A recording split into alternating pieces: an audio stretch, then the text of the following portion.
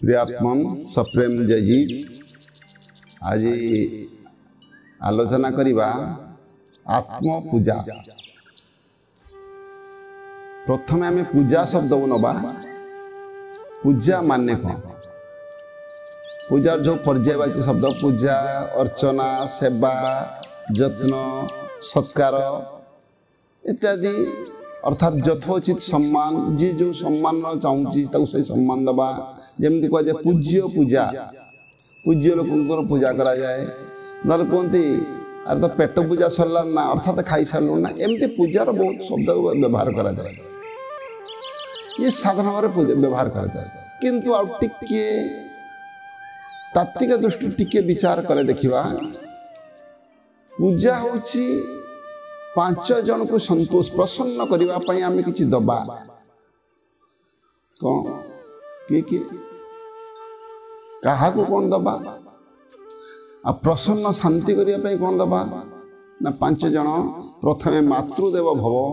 माँ को खुशी करबा, कहना माँ हमर देवता। पितृदेव भव, बापा हमर देवता। तापरे आचार्य देव भव, आचार्य अर्थात गुरु आमर देवता। अतिथि जी आम घर को निमंत्रित आसिले बा अतिथि बिना तिथि आसीगले, जी आम घर बंधु बांधव सब आसिले अतिथि, तांको यथोचित सत्कार करिबा। ये चारि व्यतीत आउ गोटे अच्छी आउ गोटे शब्द अच्छी जे स्वामी स्त्री दाम्पत्य जीवन। दाम्पत्य जीवन मधुमय करबा पई मध्य गोटे पूजा करा जाय। अर्थात स्वामी स्त्री पई, स्त्री स्वामी पई, उभय उभय को प्रसन्न करिवे, संतोष करके परिवार को चलाइबे। कारण यदि संतोष न होला ताल परिवार सुरक्षित चलिबनी। सेति पई wife husband concept means accept, adjust and adopt concept. अर्थात दाम्पत्य जीवन मधुमय करबा पई हेले प्रथमे आम एक्सेप्ट ग्रहण करवा। जमी पानी ग्रहण अर्थात जड़े असुविधार पड़ा मैंने आउ जमी जड़े उठेब। पत्नी जे पतन उठाए पत्नी कह जाए।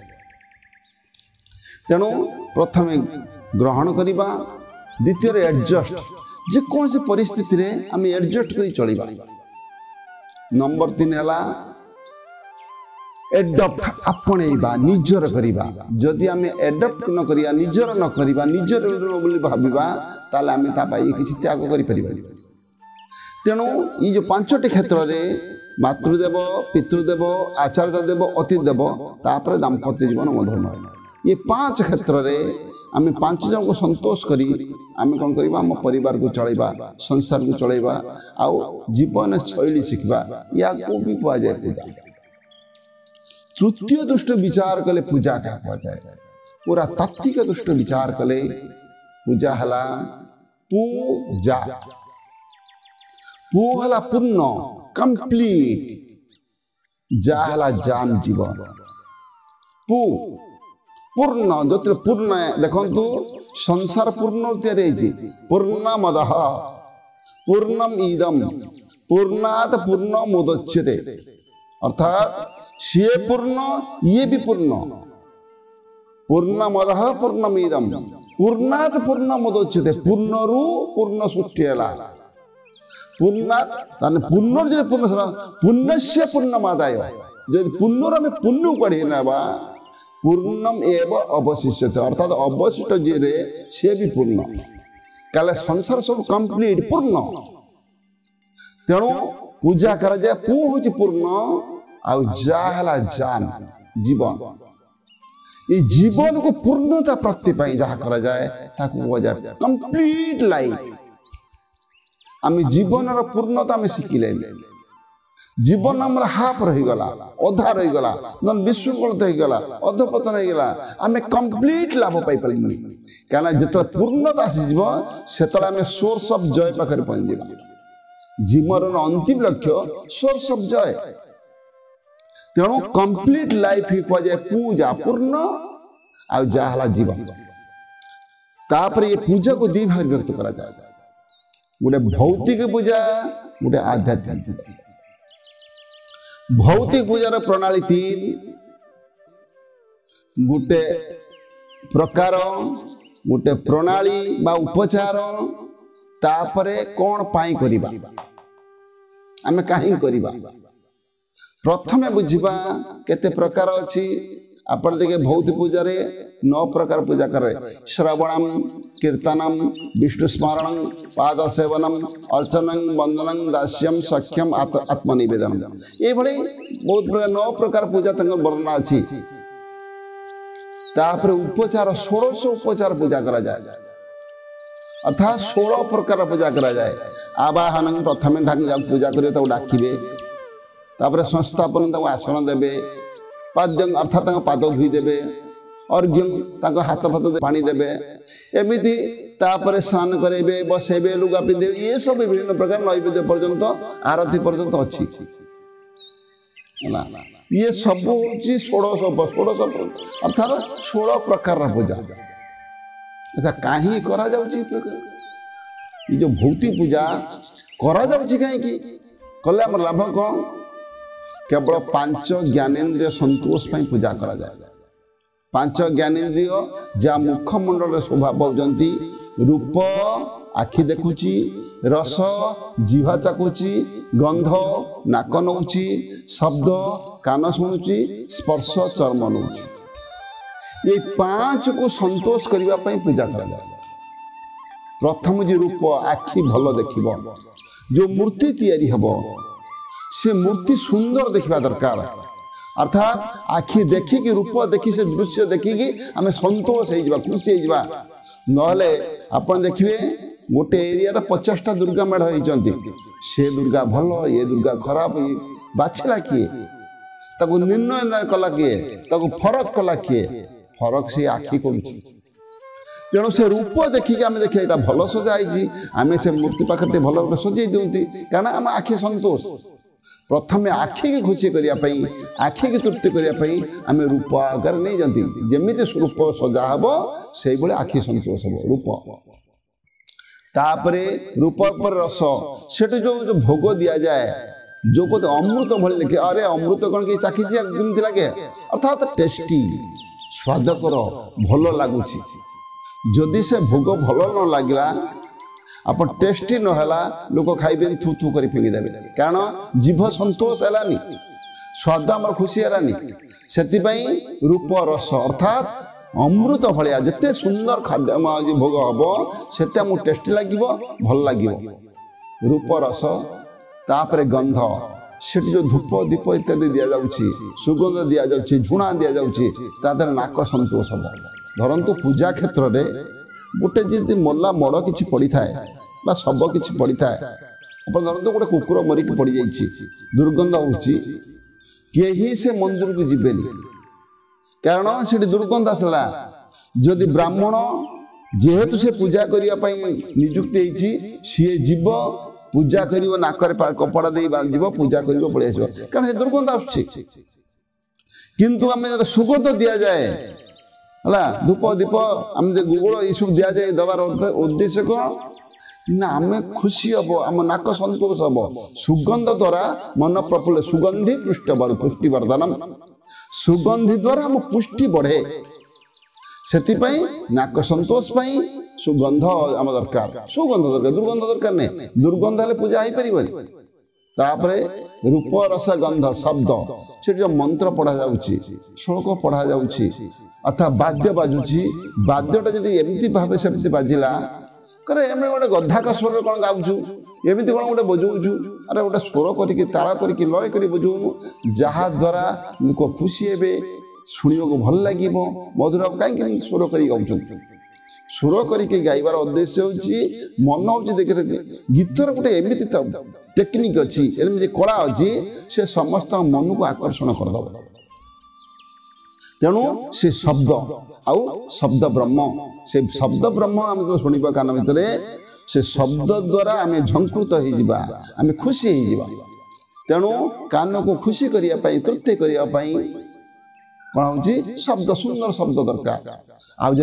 कर्कश शब्द शुणा गर्जीय शब्द शुणा देखिए कान के खुशी हम रूप रस गंध शब्द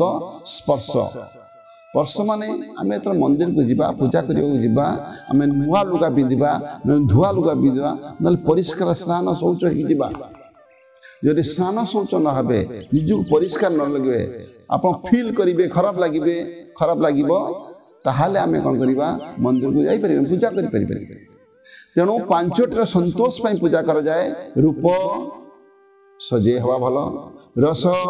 जो भोग इत्यादि आम चाखती गंध सुगंध तापरे रूप रस गंध शब्द मंत्र इत्यादि बा वाद्य इत्यादि तापरे स्पर्श नुआ लुगा बा आम पिंधि गला बेले आम देहटा भल लगे ये पांचटी ज्ञानेन्द्रियर संतोष पाई पंच तन्मात्रा को खुशी पाई आमको कौन करा जाए ना पूजा करा जाए भौतिक पूजा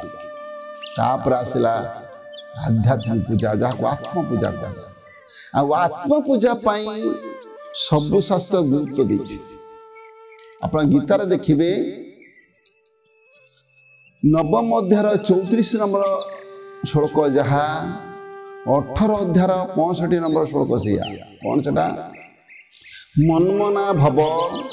मद भक्त मद जाजी मांग नमस्कुरु ये ऊपर लाइन सेठी मध्य ऊपर लाइन सहित समान मनमना भव मनमना अर्थात मते चिंता कर मदगत प्राणार्थ मो आड़ी के अन्ना लक्ष्य कर तू बाहर को लक्ष्य करना मनमना भव मते चिंता कर मद भक्त मोर भक्त हो मत जाजी मत पूजा अर्चना कर मांग नमस्कुर मत नमस्कार कर ये भी कहले सेठी भी कहले ताले मु किए की से गीता प्रमाण कला अहम आत्मा गुड़ाकेश सर्वभूताश्रय स्थित मु किए जे मते मन भाविबू मोर भक्त हबू मते पूजा करिबू मते नमस्कार मु किए से गीता कहला अहम आत्मा गुड़ाकेश सर्वभूताश्रय स्थित अहम आदि मध्य भूतानां अंत एवच अर्थात मु हूँ आत्मा कृष्ण कहते से तो कही था अहम कृष्ण से कहले ना ना से कथा नुआ अहम आत्मा गुड़ाक मान निद्रा गुड़ाक से निद्रा को जय करिछि रे अर्जुन तू आत्मा को चिन्ह नेलु तोर निद भांगी गला तू निद्रा को जय कर नेलु करा अज्ञान रूपक निद्रा तो शुइथिलु तेणु अहम आत्मा गुड़ाकेश सर्वभूताश्रय स्थित मु समस्त भूत को आश्रय कर सम भूत रही अहम आदि सृष्टिकर्ता मध्य पालन करता भूतानां अंत मु मध्य भूत मानकर संहार करता मु संसार को सृष्टि करिछि मु चलौछि मु मध्य चाहिए विलय कर देबी श्रेष्ठ कर देबी नष्ट कर देबी बा संहार कर देबी ताले मु आत्मा से आत्मा पूजा दरकार तेणु आत्मा पूजा केमिति हबो तार भी उपचार अछि तार प्रकार केमिति आमे पूजा करिबा आ से तुमर मिलिबो कोन आत्मा पूजा पाई देखंतु 1600 उपचार पूजा 1600 उपचार पूजा सेठी तो 1600 उपचार पाई आवाहन करथले संस्थापन बसौथले आसन दउथले पानी दउथले चलथिला एठी 1600 उपचार पाई अर्थात आत्म साक्षात करिबा पाई आत्मा प्राप्ति पाई हम कोन कराई पड़िबो ना जम नीति नियम इत्यादि 16टा नियम को मानियो पड़िबो जम को 5 भारी व्यक्त करा गला अहिंसा सत्य अस्तेय ब्रह्मचर्य अपरिग्रह ये 5 नियम 5 शौच संतोष तप स्वाध्याय ईश्वर प्रणिधान तापरे आसन प्राणायाम प्रत्याहार धारणा ध्यान समाधि ये हला 6 टोटाल 16टा ये 1600 उपचार रे पूजा करिबो जदि पूजा करिबो ताल तू आत्मा साक्षात करि परिबो अर्थात आत्मा पाखे पहुंच पार